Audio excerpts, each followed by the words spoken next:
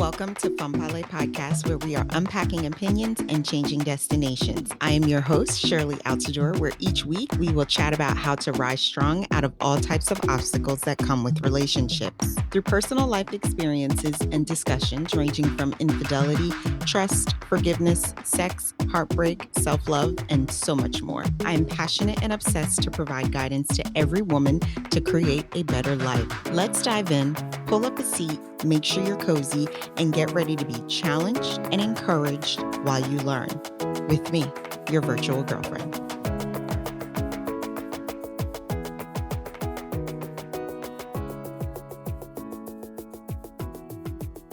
Welcome to another episode of Advice Time, and today we are going to be talking about infidelity. So, in both of our relationships, we both have basically been unfaithful, and we're going to have a brief discussion about that today, and the trials, the tribulations, and the negatives, the positives of being unfaithful in your relationship. So, I guess last week, we ended off talking about how we lasted 25 years, and most likely we'll probably have another episode where we'll continue that discussion. But we wanted to jump into infidelity today to talk about that because that is a constant issue in many relationships, regardless if it's talked about or not, regardless if you find out or not that someone's being unfaithful. It happens. It's an embarrassing situation. It's an emotionally traumatizing situation. So we're going to jump right into that today and offer you guys a word of advice, I guess, on how we have managed to be able to even get through it, and also to be able to even sit here next to each other to talk about the wrongs that we have done without literally killing each other. But we're going to jump right in. So I guess where would you like to start off with? I don't know. That's up to you. That's up to you on that one. So I guess just to give you guys a snippet, for those of you who are tuning in this episode is your first episode. We've been together 25 years, and within that 25 years, we've been through some shit. Let's just put it like that. And over time, you'll hear some of the shit we've been through. But one of the big shits that we've been through is being unfaithful to each other. So I would say about a few years in, because I would say when we moved in together, I think that's when it really got heated. So we'll start from when we moved into each other and after. Well, that's a long ass time ago. Yeah, it was a long ass time ago, but I mean, God everything was damn. a long ass time ago, Time heals things. So I guess what I'll do is I'll start off with mine to ease his comfort a little bit. Because I'm cool. This is a topic that he doesn't necessarily like to touch. I don't talk about it. It's done. It's over with. True. It's done, but it's never over. It's over. Okay, so he sees things differently than I do. It's just like people say you forget and you forget. Forgive and forget. And you forget. You definitely have to forgive, because forgiveness, it starts with you. It has nothing to do with the other person. But you never forget what someone done to you. And that's where I feel like, boundaries are needing to be met, because just because I've forgiven you, it doesn't mean I'm giving you access into my life to continue to violate me in the way that you did. And, boundaries have to be set and respected. So I don't necessarily completely believe in the forgive and forget, because you never forget. You can. It's called not talking about it. So since he has something to say, we'll go. You can. Forget it. Explain to them why you feel as though you can. How I see it is, if you forgive the person, forget about the situation. Because if you never forget about the situation, then you're always going to have that on your mind. And you always going to want to bring it up. It's always going to be a trigger. It becomes an always situation because you never forgot about it. So forgiving Forgiving someone for doing their actions, let's just say that's the easy part. Forgetting about it, that's the hard part in some people's situations. It all depends on how drastic the infidelity was, and there's things that can trigger a person to bring them into motherfucker. You know what the fuck you did now. Me personally, what she did, I don't give two fucks about that shit. That shit done, that shit over with. Who the fuck cares? Shit happens. And then on top of that, I was in the same wrong too. So how am I gonna sit here and look at her wrong when I'm doing wrong? So, to piggyback off what he just said, I don't disagree necessarily with what he's saying. I just don't look at it that way. Especially if you listen to the podcast when we first kicked off with season one, where Kira and I definitely dived into forgiveness and also cheating. I discussed that in that season as well. But for me, it's important to forgive. And even though he says it's easy to forgive, easy Let's talk. is not how I see it, because it really depends on the trauma that was inflicted on you for you to use that word so loosely. If someone did something to harm my children, although I have, They dying. I'm sorry. Sorry, babe. I'm sorry. so she's gonna cut this part out, but I did tell you that you have to be mindful. You can't blurt out, so you have to be respectful and let me finish, I because got then you. it makes it easier for her to edit, and then it just allows me the opportunity to speak. So even though you have something to say, just refrain yourself from Continue. blurting. But thank you, Mariah, and I know you'll edit that piece out. So get back to my train of thought of what I was saying. If someone was to do something to harm my children, forgiveness is important, even though I know it sounds ludicrous and crazy. But over the years, I've realized that no matter what is done to you, you still have to forgive. So even if we take infidelity out of the equation, it doesn't matter what someone does to you, you have to forgive. But as we all know, I'm just using that as an example because he used the word easy. Forgiveness is not always going to be easy. It is a rough road that you're going to go down, because why should I have to forgive you for what you've done to me? But it's not about that person, and it's about you. So forgiveness is not always going to be easy. If your kids write on the wall, that's an easy forgiveness. Of course, you're going to be pissed the hell off, but yes, that's an example of easy forgiveness. But forgiveness is not always easy. Forgiveness is hard. Now, with me, with the whole forget situation, there are certain things, depending on how heavy it is, it's not going to be easy to forget what was done to you. There are people I also realize that can easily sweep things under the brush and brush things off as though it never happened, and it kind of remains dormant in their mind and in their life. I don't operate that way. Um, there are things that I will never forget. There are situations where I may be traumatized by something that I see that may trigger something. So now I may have forgotten it for the last 3 months, but some activity or something I get involved in will trigger something in my mind and it will remind me of that situation again. So you can't forget. You're not going to forget. And there's no right or wrong to this. It all depends on you as a human, how you operate, and how you see it. But I also want you guys to know, even though I know he's very light about it, it's still a serious situation in a relationship. It's something that just shouldn't be done. No matter how your partner views it or sees it or choose to accept it in their world, it's still a wrong act.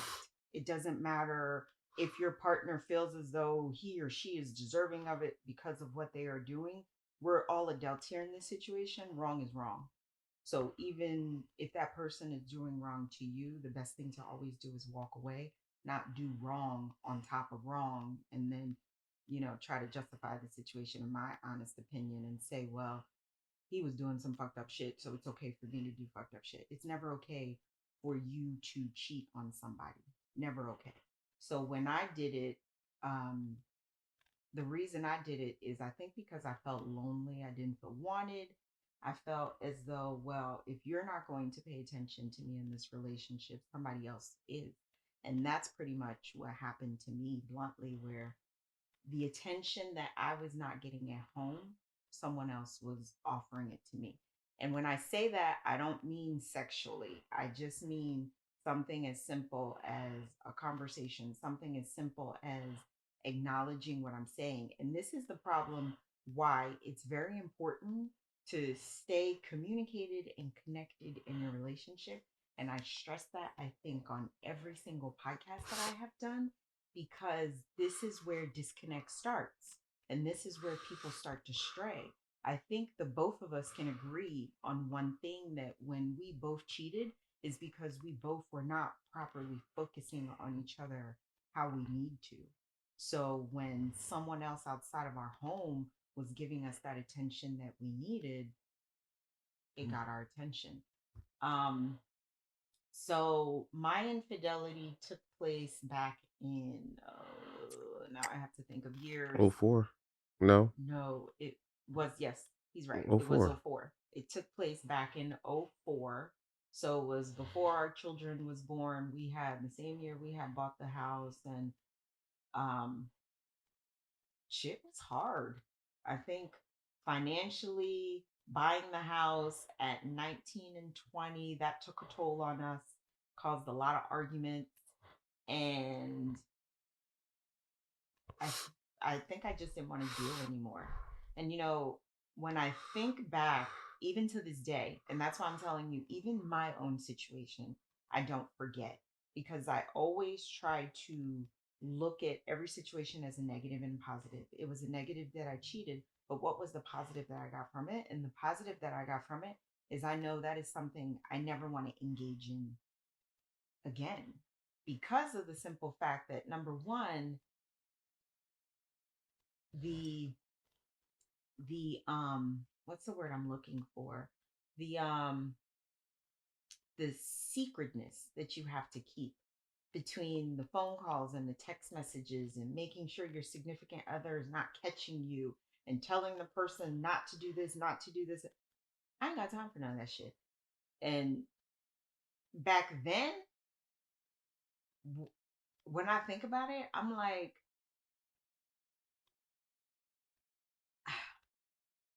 every time I would contact the person or text or call, as crazy as it sounds, and I did speak about this before, but there's a part of me that would cry. And every time I cried, I remember he said to me, he was like, listen, I don't think you need to be doing this, because you get so emotional when you're around me. And it's to the point that, like, I don't even know what to do anymore, because I would literally be sharing the fact that this is wrong and I shouldn't do this and I don't feel right. And, that would happen for a moment. And then after that, I'd be okay. And that's one of the reasons why I know I'm not built for infidelity, because the shit weighs too heavy on me and I just can't do it.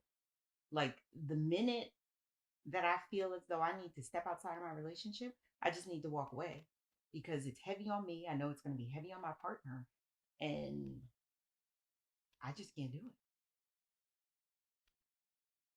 How do you feel about your situation? That shit was fucked up. All the way around the fucking board. Still a fucking headache to this day. I ain't cheating. I'm just saying it's a fucking headache. My situation, I don't even know how to fucking word it. Shit just happened. And I rolled with it and got myself caught the fuck up. To where I got an 18-year headache. Fuck that shit. That's the best I could tell you. She is not an 18-year-old headache. No, it's gonna be 18 years of a fucking headache. What the fuck And you mean? he's talking about the mother. And please understand, our children are innocent bystanders in this situation, all three of them. So we always try to be respectful for the purpose of the children. So when he's talking about the headache, he's talking about the adult, not the child. True. But yeah, not a lot of times with me, liquor just played the toll. Liquor just played the role of it. You know what I mean? And it was just more along the lines of like something to do. And like I said, I just got caught up. You know what I mean? It is what it is. You know, you live, you learn. There's never a regret. It's just learning from your mistakes and seeing how you can make yourself better. You know, stepping out to find comfort. It's not always a good thing. Sometimes it is, sometimes it ain't. You know, you basically looking for something that's not there in your home. But the fucked up part about it is there in your home. It's all about how you can move with your partner to make sure y'all build and grow stronger and keep the spice in the life. That's all I got. So, babe, now that we gave you guys a snippet of our infidelity, and of course, if you guys want to ask more questions, you can do that, and you know where to do that. But I guess one thing they want to know is, what do you think helped us become? I'll answer the question. She don't even got to finish it. So, what kept us together all this time through all the infidelity and everything else? Our trust, our love, our honesty, and being able to forgive through all the turmoil, and being able to be stronger from our mistakes. I agree. I agree with all that. Um, they all they all definitely are factors that played in us staying together. Understand too that the road to where we are right now, it wasn't easy. Love, I would say, would have to be at the top, because I think through it all, the love that we have for each other never changed. But I know for me,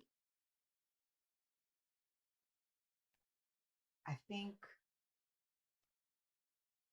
think one of the big reasons that made me stay,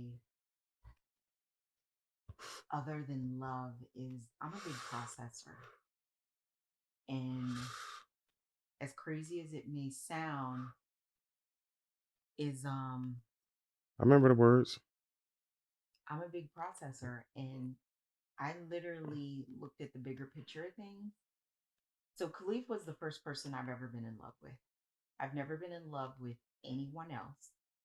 Although I lost my virginity to Kalief, he's not my only person that I've been with. And those people were really just sexual favors. I had to teach her. Those people were just sexual favors. He's not my only partner, but I've never been in love with anyone else other than Khalif. So that, for me, I think played a huge factor, because my love is very, first of all, I, I have love for a lot of people, but he is the only human being that I've ever been in love with. And You have my heart. I justified a lot of stuff in my mind. I justified what would be the difference if I was to leave my relationship and go be with somebody else and Start take on. on their baggage or take on their situations from their past. Um, I thought about all that. And I literally weighed all my options, but I think love always played a role. Love always played a role for me. He will be the first to say that I love so hard to the point there are times where if it wasn't for Kalief, I don't even think we would have been together as long as we have because there were times where I got weak. I'm not always strong. I got weak and I was like, I'm not fit to handle this because I'm the type of person that I don't like to keep toxicity around me. And if I feel as though you are hurting me emotionally and there's no growth and nothing's going anywhere, I cut people off real quick. I don't know if that's always a good thing. I guess that's why my circle of friends are small too. And I'm so mindful of who I keep around me because people hurt people. And uh, I don't definitely want that. So for me, I think it's everything that he said, love and just Honesty, respect, no. And also prayer for me, prayer. And a lot of I reading. did allow God to be in our relationship because without that, I think Shirley would have probably been incarcerated. You sure you want to sit here and make a dildo out of toilet paper rolls? I'm telling you, Man, that's the look, shit I that had to happens. scan my life for that too. I was like, I'm is just this saying. worth me going to I'm jail just for? saying. Should I do I can anything? teach you how to make a dildo. uh, I ain't gay, but I heard stories about the shit. I don't want to All right, shit. I know I was making fifis at one point. learn. Oh, yeah, Fuck. you showed me how to do it. So, yeah, that's how we stayed together for so long. I think the big question, babe, that I've gotten asked a lot, and over the years I've also learned how to respond to this is, do you think he's going to do it again? And my response now, in the past, actually that question would break me down when someone used to ask me that. Because what I really wanted to say to the person is, motherfucker, do you really think I want him to cheat again? What kind of question are you asking me? And I've addressed that also in season one, because season one is where when I launched the podcast, as I talked about my infidelity, our whole situation, it was Kira and I. And that's a question that, in my honest opinion, you should never ask a person who have been cheated on and ask, do you think they're going to do it again? First of all, that person has no idea because you don't know what someone's going to do to you behind your back. So there's really no way of them truthfully being able to answer that. And the answer to that question, we all know. Who the fuck out here just waiting for somebody to cheat on them? I don't know. If y'all know somebody, let me know because I don't think anybody is just sitting and waiting for somebody to cheat on them. No one wants wrong done to them. So that was the big question I got asked a lot. I don't know if he gonna do it again. And now I have no problem saying like, I don't fucking know. I have no idea. Things are good now, but I don't know what the fuck is. I can't foresee 10 years from now. I don't want no more motherfucking headaches. Fuck cheating. I can't foresee 10 years from now. I have a job that literally takes me away. You know, we're not perfect people. I can only imagine the stress that he deals with when I'm literally gone from work for 2, 3, 4 days. The You two know, three days. The 2 3 days don't mind. I don't mind. That fourth day, bitch, you pushing it. Tell you I that try shit to right avoid now. the 4 day trips, but sometimes it's out of my control. But you know, you really don't know what someone's gonna do behind your back. That was one of the big questions that I've gotten asked. Do you think he's gonna do it again? I don't fucking know. And you know, y'all hear me, he's sitting right next to me. I don't know because no one knows really how to answer that question. You don't know what someone's gonna do. Especially women are big to say he would never. That's a fucking lie. You don't know what somebody would never do. But that was one of the big things that I've got asked. What was one of the big things? And you know, with my infidelity, a lot of people I feel like they didn't know about it. Mine was so like hush hush, I feel. Very select few people knew about mine. So when people a lot of times came to me and said, well, how do you feel? Why are you still with him? I always have to reel them back and let them know, well, I cheated as well. So, and then I can definitely see their whole face would change when I say that, because now they don't know how to direct the conversation, because before it was only a beat up on him. And then when I say, well, I cheated as well, they don't know necessarily what to ask me or now how to go with the conversation, because now they're talking to two people. They're talking to me, but not only did my partner cheat, but I cheated. And it's like, well, how do we address this situation? Most people didn't even know what to say, for the people who just didn't know me. Of course, my close friends knew, but strangers didn't know when the topic came up until I told them. Um, so I want to ask you from a male perspective. A lot of women say once, and I hear this from women especially. I'm not saying men don't say it, but women especially, once he's cheat, I'm done. Remember, I used to, remember my Yes, big yes, line was, yes. once you have a baby with somebody else, I'm fucking out, Yeah, and I'm still fucking here. true. So, what do you have to say to the people who are like, once they cheat, I'm done. I'm done. That's it. Do you think a person deserves a second chance? Everybody deserves a second chance. Sometimes they deserve a third, but it all depends on the corrections that they make to get them chances. And if they're not putting their best foot forward to make it work for the relationship, then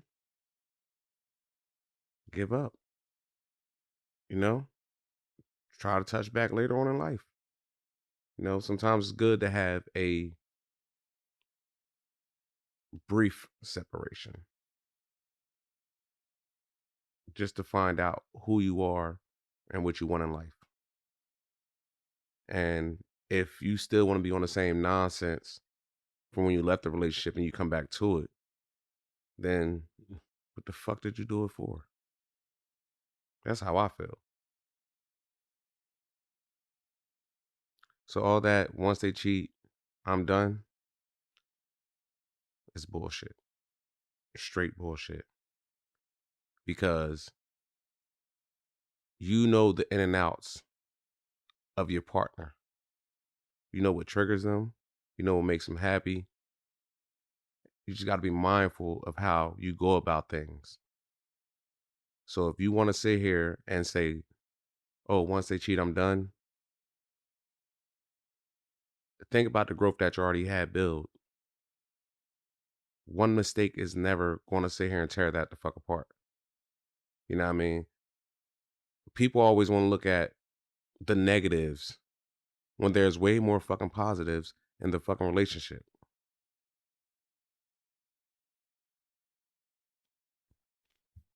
Interesting fact. Interesting fact. What were what was something that your male friends said to you, both a negative and maybe a positive, about your situation? You want the negative? Nigga, you crazy. The positive, leave that motherfucker alone. That's it. Word is bond. I swear. Nigga, you crazy. Man, And leave that then, motherfucker alone, bro. You gonna be in for a world of bullshit. And that motherfucker was right. oh, it was one person who said both? Mm-hmm. Oh. I really don't let a lot of motherfuckers know what I do. Well, it's hard Shit happens. with your situation though, babe. It was hard to it was hard for you to avoid it. Let's be honest. You created life from infidelity. And that's the other thing I wanted to address. We were the fortunate people where infidelity for one of us led to life being created. And you know we all know what happened when you step out, and if it's not life, and then it could be even as drastic as STD, AIDS, or encountering something that can be life threatening. So there's so many negative factors into stepping outside your relationship, because now you're bringing that situation home. Because let's be honest, If you sleeping with somebody, you're not getting fucking tested. I don't care. Ain't nobody out here getting, their side chick or their side dude. Y'all going together to get tests before y'all jump into whatever you jumping into. So that's another, from a medical perspective, is being mindful of what you could possibly bring home to your other partner. But now that, what is it, 8 years, 9 years later, because she's going to be 8 in October. So 9 years later, what do your friends say now? We don't talk about the shit. Oh, you never bring it up. Nah, They for don't what? ask If I anything. need to have a conversation with a motherfucking nigga for, fuck, we don't have down and out conversations. You know what I mean? Mm-hmm. Because there's no heart to heart with a man. You feel me? To a certain extent. And it's your boy. Like, it's your boys. What the fuck? Nigga, you know you being a bitch right now. Like, nah, ain't none of that. Not all men are like. Nah. But I don't need to vent. You feel me? My venting is to myself and deep thoughts. Well, you don't. You definitely like to hold a lot in. I Mm-hmm. do believe you're more open now than you were in the past. Got older, got wiser. Can't hold shit in, boy. Listen, you don't, man, listen. Holding in pain, that that just becomes a fucking volcano waiting to erupt. Mm-hmm. You know what I mean? And you can cause damage to damn near anything around you. One thing I can say is that I got from my show and the washer. And I respect this and I hold this to this day. If you're not happy, meaning yourself, if you're not happy, then nobody around you will be happy. So in order to keep your surroundings happy, you must be happy with yourself. And I'm at that point where I'm happy with myself. And I get to enjoy being myself instead of having that cloud over me, feeling down for no apparent fucking reason. You know what I mean? Like, I'm just happy being with myself and being myself. Y'all wouldn't have got a lot of this out of me, truthfully be told. I wouldn't even want to do this fucking podcast if it was me back in the day. This is also an opportunity from Mantra Nawasha is our counselor that we have spoken to in the past that have helped us tremendously. I look at them as big brother, big sister. Not only are they book smart, they are Very down to earth. that too, but they also come from life experience. So they speak from different perspectives when they are counseling us, which is a good thing that I appreciate and respect. And also they are also a black couple. Kalief and I are both black, so that was the number one thing that really uh, got my attention as well. Book smarts and life experience. But there is a topic I wanted to address to you, babe. I wanted to ask you, you ever heard of the generational curses and how they repeat themselves? No. You've never heard of that? No. So it's kind of like history repeating itself. And I'll use myself as an example and then I'll say you. And this example is simple. And I wanted to touch this to see, like, do you think we both are doing that? And I bring it up for the purpose of our kids to see, like, because every day, because I'm a thinker, Kalief thinks, but I don't think he thinks as much as I do. I think way ahead of what I need to think. I'm already thinking about my kids' future and, their lives and who they're going to be with and how I'm going to play a role in their life. And, I'm already telling myself that, only ask advice as advice is needed of you. Your kids are only going to want you to be listeners. I'm already telling myself this now because this is just the type of person I am. But I think about my grandpa and my grandma. raised me up until I was almost 5 years old. I was 4.5 when I came here, so I was 5. But then I think about that situation because my grandma and grandpa did not like my father, right? They didn't like my father at all. They didn't like my father.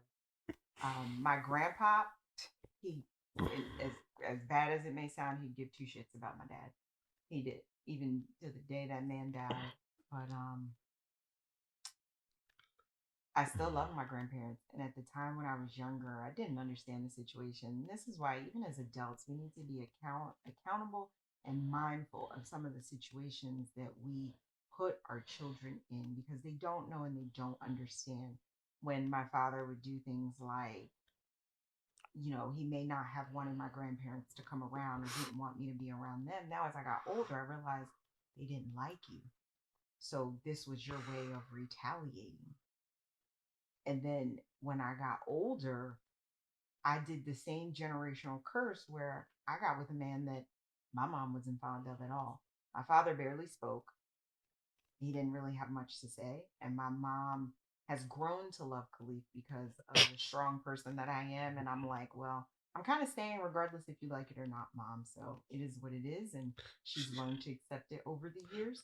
And now I think she's definitely a lot more appreciative and respecting of him over the years. But in the beginning, she couldn't stand the dude. She just couldn't stand him. Not only was she Haitian, this American boy, she sees outside in the streets, she's like, my daughter's getting with that. It gave the lady a heart attack. So that's what I mean by generational curses because I realized like I repeated almost the same thing. My grandparents didn't like my dad. My mom doesn't like you. So the reason I bring up generational curse is with the situation with your daughter and then you and your father, which you're repeating history. Do you fear that our kids are going to suffer from that? Nah. And your mom don't love me. She just accepts me. She does love She you. does not. You Fuck no. She accepts me. She's Your very dad, your accepting and dad, loving of your dad on the other hand, he cool with me. Your mom, she just accepts it. Telling you. She didn't get my TV yet. She don't love me. TV. So tell me more about the generational curse and what you think. And I don't you can do see you want to go into detail as to when I say you want to say it or you want me to say it? what. So your daughter was created out of I don't want to say wedlock because Well, if wedlock that's what you want to legally call a mine. generation, if that's what you want to call a generational curse, I I guess mean so. history repeated itself, babe. On my end too, because my dad motherfucking shit. Don't don't need to get into it. You know what I'm saying? I guess so. I never thought of it like that. Truth be told, But that's what I'm telling you. I think about everything. I don't think about nothing. I do. I think about everything. I see, and that's the problem. But that's not a It's problem not a because problem. you're It's not a associating a problem. It's problem not a with it. problem. But you're. That's why you be having headaches. What? That is not why my You headaches are hormonal. more sex. No, hormonal because of my heavy bleeding. Now we're all like off Oh, topic. I was That about to is say. not why I have You can headaches. edit this out, baby. She doesn't have to edit out. But anyway, Not this part, at least. but I guess so. I never thought of it like that. Never, never thought of it like that. Generational curse. Like that's some shit that you just seen in a fucking book. And was like, oh, I'm gonna read this. No, But never thought it's of true. it. I, in your opinion, it's true. Oh, you don't For believe me, it? I don't believe in it. Oh, okay. You know, Okay. shit happens. Well, I guess if you don't want to call it generational, Because you could say the history next is step. repeating itself. No, can't even say that. So, what would you say if one of our kids, cheated or got cheated on? You just say, "Oh, shit happens." Shit happens. Shit does happen, yes. So I guess there's different ways and I don't see it different as a generational perspectives curse because how would you be able to break the curse? by doing things. I don't There's by no. doing things differently. Yes, you would be able to break the curse, because there's no such thing as perfect parents. Even us, we are imperfect in our parenting. And even the other day, we were talking about some of the poor decisions that we have made when it comes to our children. We we don't have a guidebook to this. We're doing things the best way we know how. We both have a slightly different parenting style. We don't necessarily always agree on certain things. So parenting is fucking hard, especially when you are cohabitating with someone and your viewpoints and perspectives about certain things are extremely left and one is extremely right. It's hard, very hard. But the curse, I don't want to say the curse could be broken, but you can always make adjustments in your life for the future of your children. I always look at the way I was raised as a child and what my thinking was back then. And, we've definitely talked about this in the past when it comes to, uh, we'll talk about the cursing. Like, I don't curse at the kids. Like, if I want the kids to do something, I'll say to them, clean your room, wash the dishes, or do what needs to be done. I don't say, go fucking clean your room or go fucking wash the dishes. I don't say that either until it's the second or third time. Either way, I don't say it. So, Man, clean the room. That's what I say. Y'all clean your room. And that's literally what I say. I'm coming back, and I'll come back. Yo, like, what's going on? I asked you to do something. If I gotta come back again, I ask you to clean your fucking room. yeah, I don't add curse words into it when I'm speaking to the children. But remember, I addressed that not just only Yeah, to you, Tiana, but too. you got to take in consideration, right? You basically had your parents. That doesn't. Big I'll let pause. you Hold on, finish hold though. on. That does not mean Just hold on, just hold on, just anything. hold on, just hold on, just hold on, just hold on. Me, once I turned 13, well, once I turned 12 into 13, I was basically raised in the streets. Literally. Where everything was have your guard up, curse somebody out, put your hands on people. Like I literally was raised, like I jumped off the porch very early. Very early. You gotta think about it. I moved back to Trenton when I was 12, finished sixth grade. So that summer, I was still in cars. By the next summer, I was selling drugs. My life went from, okay, being a good kid, always got good grades, to basically being in the fucking streets. My mom was ripping around in the motherfucking streets. My dad was nowhere in my motherfucking life. The people who I was growing up with basically I ain't gonna say they had enough, but they just couldn't do it anymore. I literally, rest in peace, Aunt Tuppy. I love you to death, baby. But I literally asked her one day before she passed. I said, man, why the fuck did you give us back to my mom? You see the fuck my life is now? I probably would have been a whole lot better with you. And she literally told me, she's like, I just couldn't do it anymore.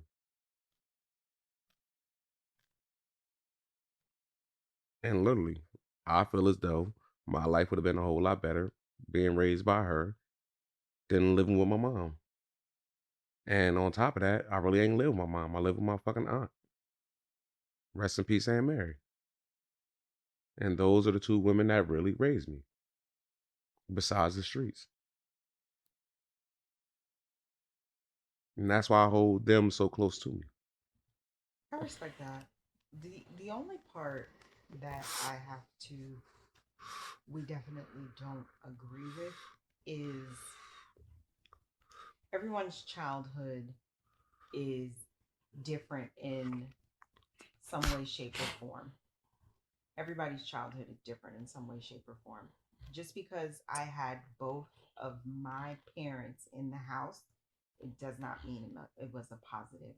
And I will tell you guys that, okay, I came here when I was 4.5.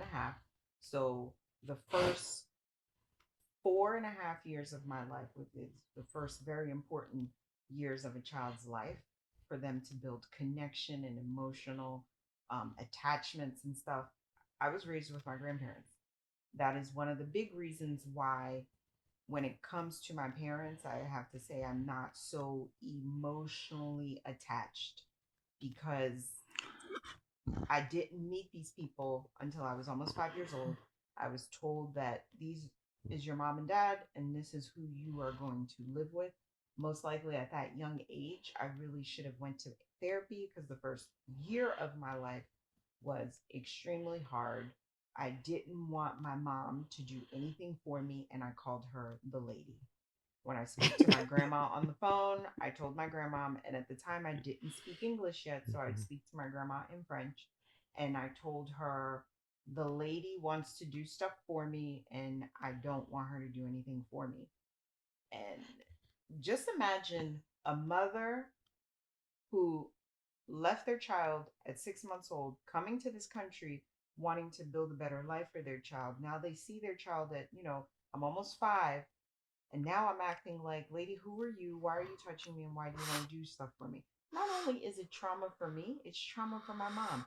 Never got therapy for it, never spoke to anyone for it. But this is a lot what happens to children who comes to this world when you're trying to build a better life for them. My mom didn't do anything wrong, but I should have gotten some therapy, because that was a rough year of my life. I didn't start transitioning to my aunt, who is her sister, came here, and her brother, because they are two people that I identified with, because I knew from back home. You got to remember, my mom left at 6 months old. What's 6 months old? You don't know anyone at 6 months old. So now at 5 years old, you're putting me in this situation with this guy and this woman, and you're telling me this is your parents and this is who you're going to live with. No one seeing anything wrong with that. So this is why, one of the big reasons I don't have a connection with my parents. Boom. But growing up, okay, yeah, I had my mom and dad, but these two people argued fucking a lot. Argued fucking a lot. Me and my brother. That, and I think that's one of the reasons why too. At times, I'm extremely tough, because, and when it comes to crying, I never cried a lot, because also remember, so now I'm in this house with the two people that are my parents. After, I think, after a year's, when I started adapting, because I realized I didn't have a choice and this is what I was going to be, and it looks like I am staying here and I am going back. So I have no choice now but to adapt in a situation I wasn't comfortable with. I had to make myself comfortable.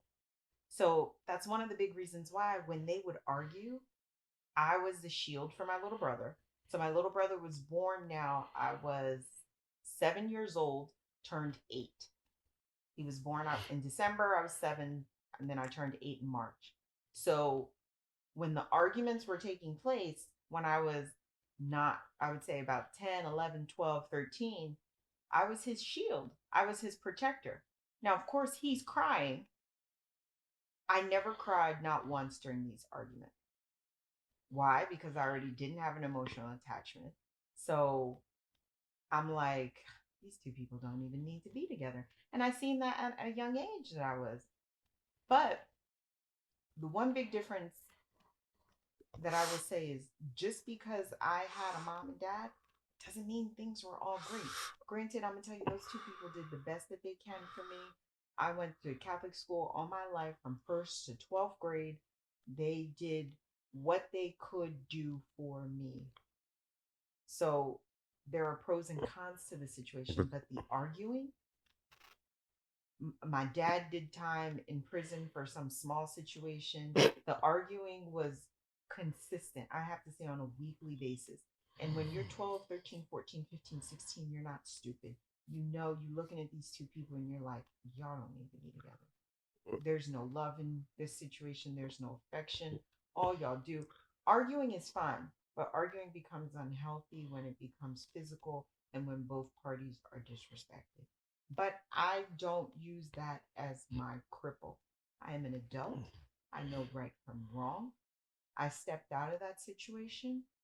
my intent is to seek to do better than what I saw as a child. So I never, for me, I do not use my childhood as a reason for me to make poor decisions in my adult life. I'm not saying that. That's not what I'm saying. What you said was, and that's what I was getting at, your parents made sure they did their best. Mm-hmm. My parents, my mom was a fucking crackhead. My dad was in and out of prison every fucking 7 years. I literally had to fend for myself. Everything I got, like I said, I started selling drugs at a very young fucking age. I was buying all my own shit. Because my mom, when I was basically had the little lawsuit, my mom, we'd go shopping, put the shit on layaway. And the next thing you know, she returned it to go buy crack. So you know what? Fuck all that. I do this shit for myself. Go out, go shopping, got everything I fucking needed.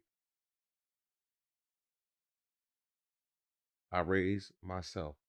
So I already had built a strong back with myself behind making sure I got what I needed for myself, because the taking care of was no longer being taken care of. So in order to make sure I was able to get and do what I wanted to do, I had to make sure my needs was met. So I literally jumped off the porch at an early age and did what I had to do to make sure I kept myself above float. When I was living in Antucky, we was rocking bobos. Some kind of, sort of, not all the way, but you know what I mean? Cheap clothes, good shoes. And literally, I'm going back to that motherfucking way. Got time to be looking pretty for no motherfucking body. So that's the difference for you is You had a your backbone. I had at least I knew where I was gonna lay my head. I Exactly. didn't have to worry about buying my own Yeah. stuff. Yeah, when I got locked up at when my mom found out I started selling drugs, Mm-hmm. mind you, she's ripping around the streets. She got all her law things going on too. Mm-hmm. She hit me off. She said, "Yo, if you ever get locked up, don't call me." I got locked up in front of your house on Olden Avenue. You did? Hell yeah. Mischief night.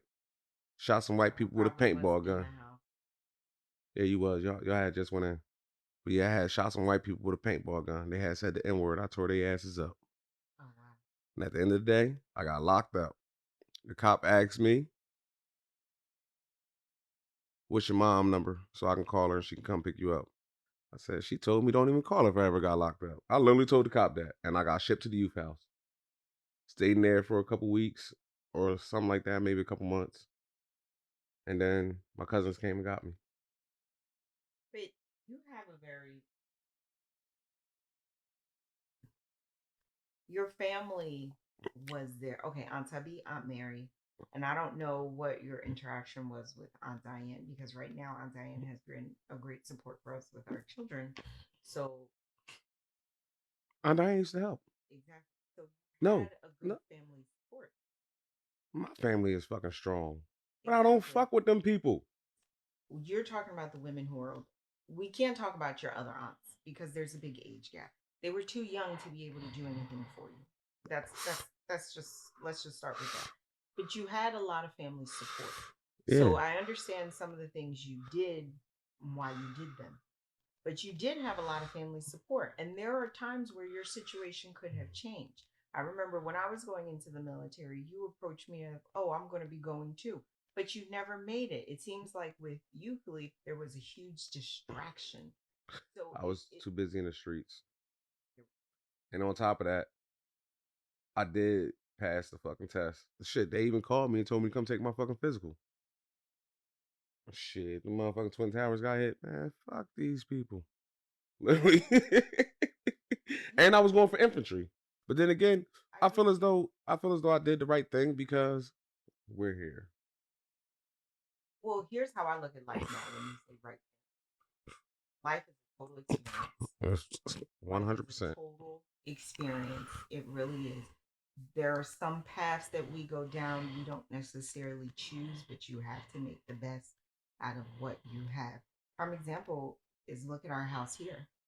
You know, a lot of people, they have a lot of shit to say about y'all live in Trent. And now I tell them, yeah, what's the problem? Because people would like to put labels on everything.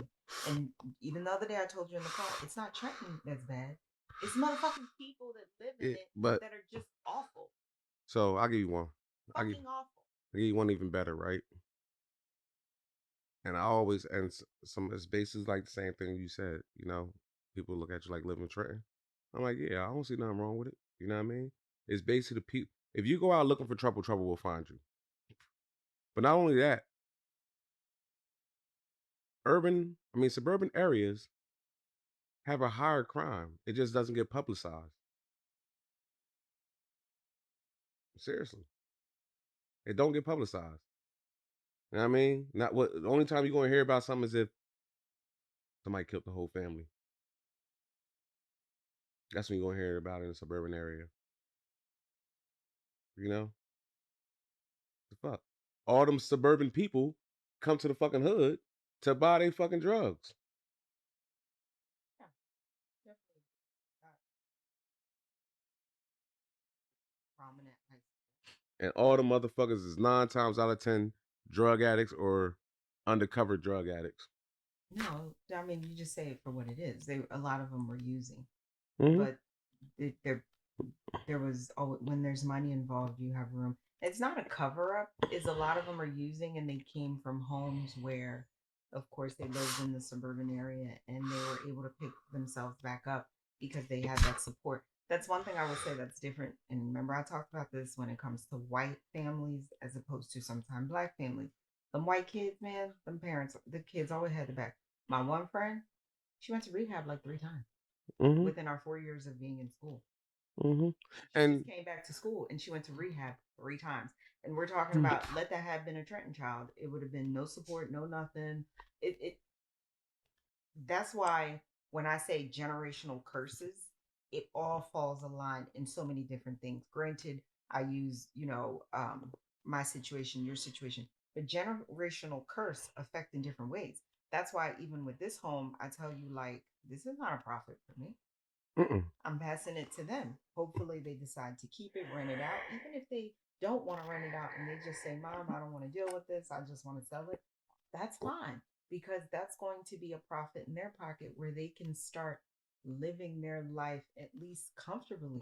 I remember it's hard out here. Granted, I went to the military and did all this shit, but you know how we struggled to get this shit.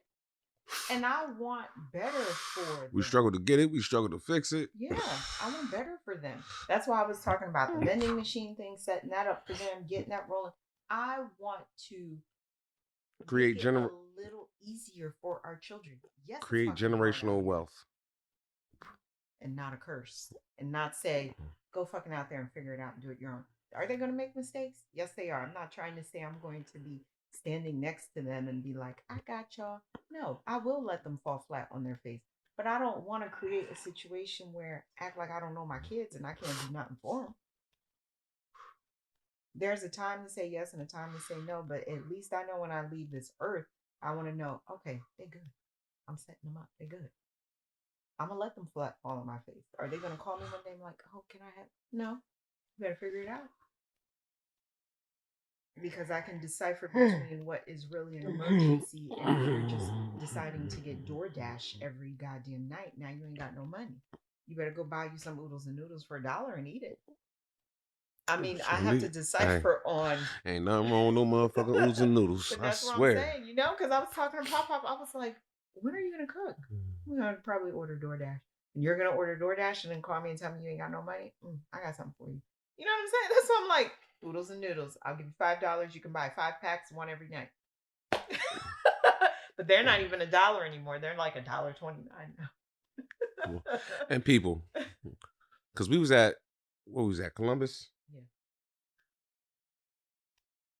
Don't put your kids on a damn leash.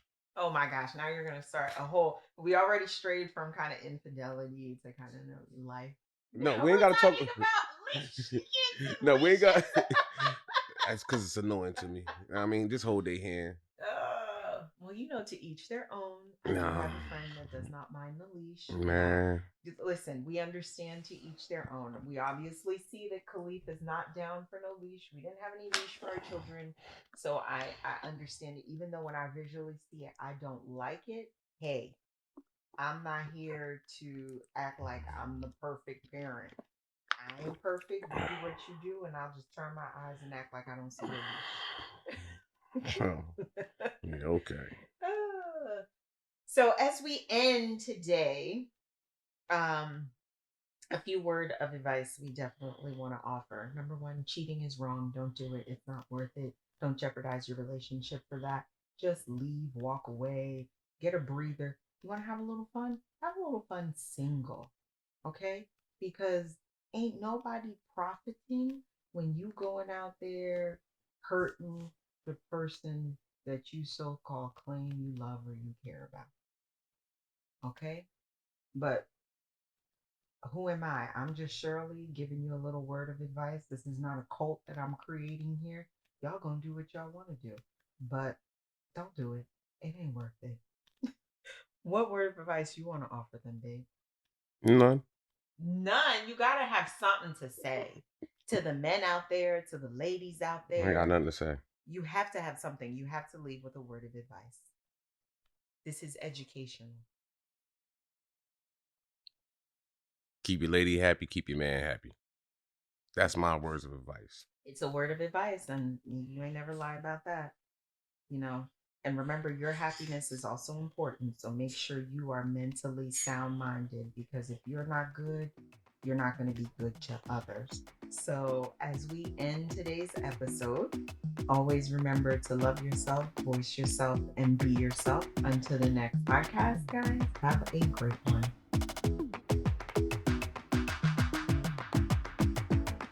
Thanks for tuning in to Fanpale Podcast. If you want to continue the conversation or share your takeaways, I want to hear from you.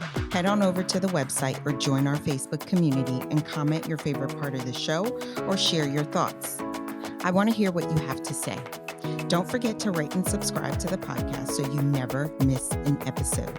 Chat with you next week.